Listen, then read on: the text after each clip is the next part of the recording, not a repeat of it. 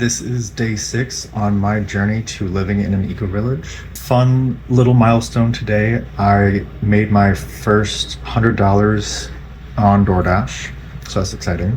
Heart to Heart has been continuing our conversation. They gave me some logistics and they're having me answer 12 questions before we get started on my short stay. The questions are fairly in-depth and they're looking for in-depth information to make sure that we are fully aligned, and that totally makes sense to me. You are inviting a total stranger into a very intimate part of your life, your home life, and so I can only imagine how important it is to be aligned.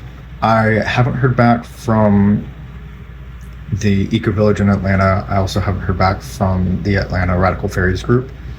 So I've contacted them through different routes. I've also reached out to Oz Campground in Atlanta, which is similar to Sawmill here. It's a gay campground that hosts events, and it is what it is. One thing that I want to start doing with these videos is to make them more engaging. I would like to talk about my own core values, because I just find that through my own self-reflection, I have found some personal wisdom. I've kind of boiled down my list to 31 virtues that I call, or principles that I call the 31 principles of Nathan Sylvania. The first principle is called protect, and it talks about setting boundaries and protecting the mind, body, and spirit, and knowing what your limitations are,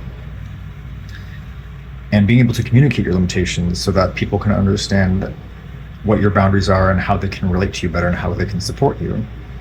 So this is both a vulnerability and its strength, being able to know what you can and can't do, and being able to communicate that allows other people to know how to work with you. As I've recently experienced, sometimes admitting your vulnerabilities leads to someone else saying, well, this is not going to be a good fit. And truly, that is the response that you're looking for. You want to know who is going to be there working with you in your life, and you want to know who does not have the capacity for you. The more clear you can get on that, the more opportunity you're going to have to live a robust life, because the people who are going to support you are going to be there, and the people who don't have the capacity to support you, you'll know that you can't rely on them. The last two things that I always want to let you know is, if you are looking for longer video content, because these videos get lengthy, I've been posting those on YouTube. I don't think I've mentioned my channel name, which is Nathophil, but spelled with an I instead of a Y. So it's Naythophil.